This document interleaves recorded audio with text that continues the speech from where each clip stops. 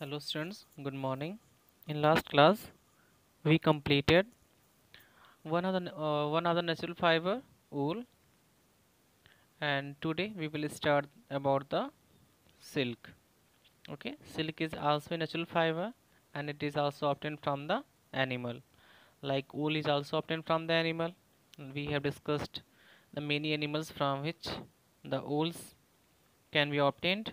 Okay, so today we will discuss about the silk. So let us start.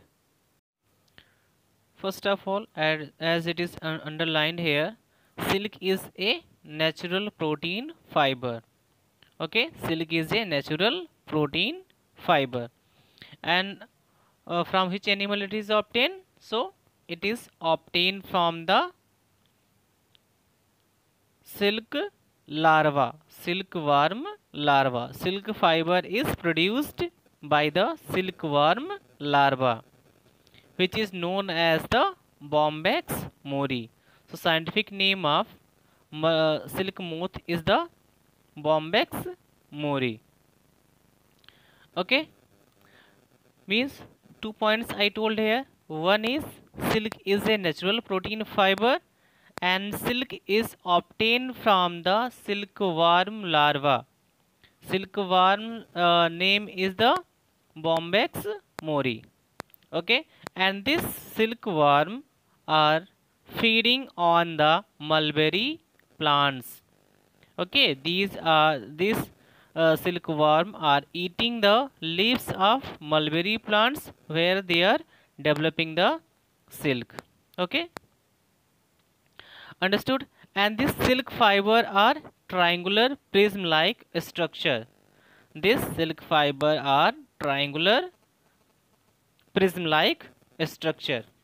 Okay, apart from this silkworm, many other animals are also there which are producing the uh, producing such kind of the fiber, like spider. Spider is also produce the fiber, but its fiber are not used for manufacturing purpose. Okay, spider silk is particularly used for the crosshair of telescope. Understood? These are the basic difference. Silk obtained from the silkworm are used for making the many. It is used for many manufacturing activity, while the silk obtained from the spider is not used for making the any cloth hair and other thing. It is used in the telescope. Okay, these are the basic difference. Now let us discuss about the early history of silk. Means how, when, where silk is discovered. Okay, so first question is where the silk is discovered. So silk is discovered in the China.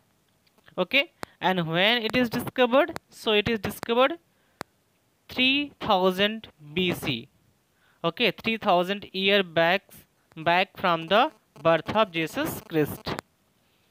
Understood? And how it is discovered?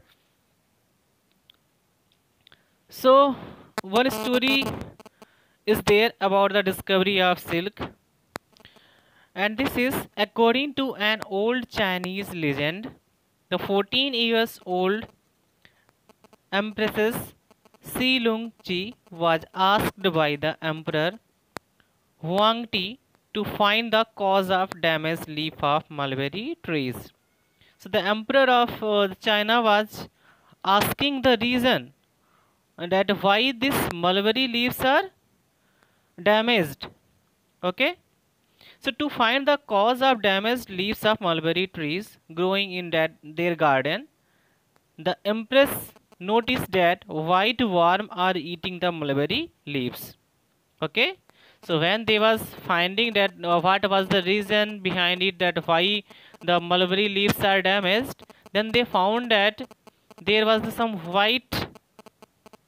uh, some white worm were eating the mulberry leaves. That's why the leaves were damaged.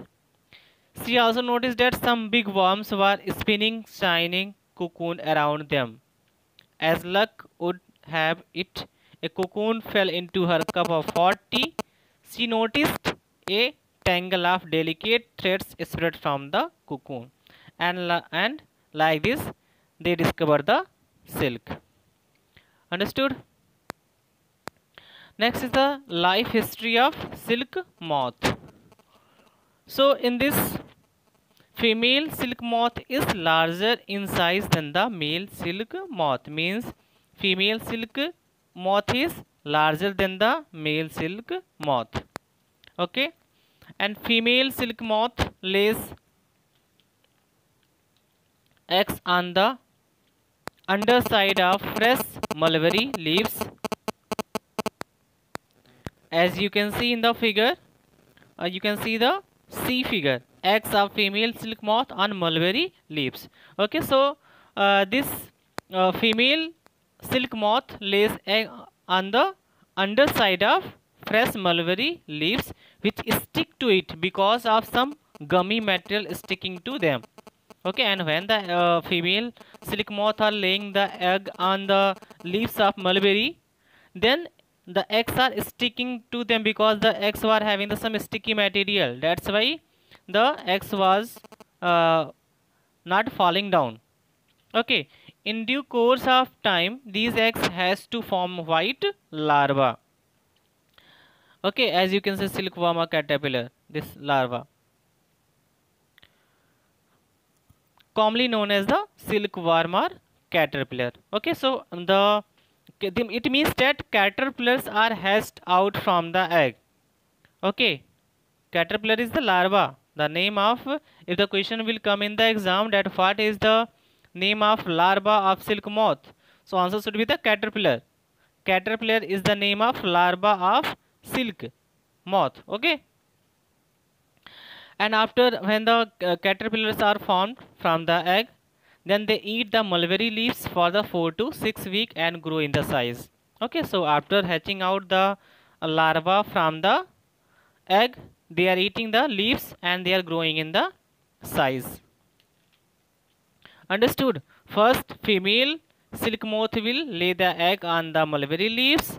Then this caterpillar hatched out from the this egg, and then they will eat the leaves of mulberry and they will grow in the size.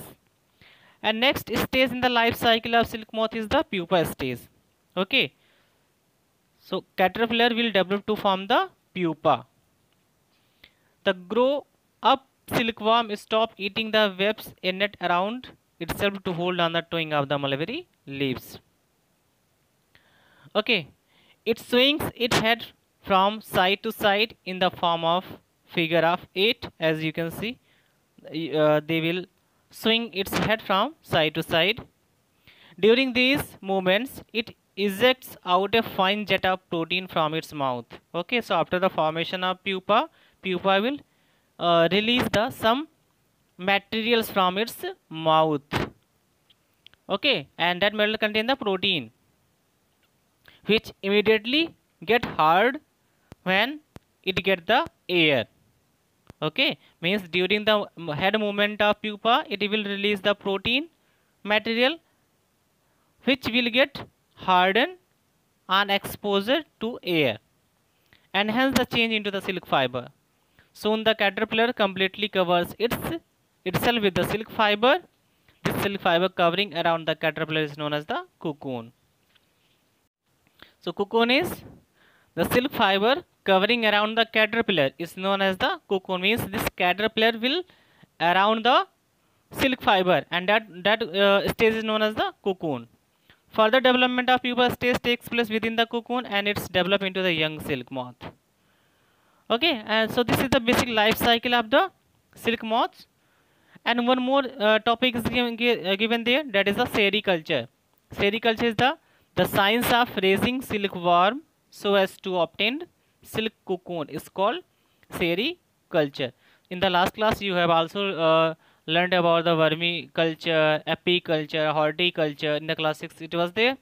So like it is the sericulture, means rearing and management of silkworm at a large scale is known as the sericulture.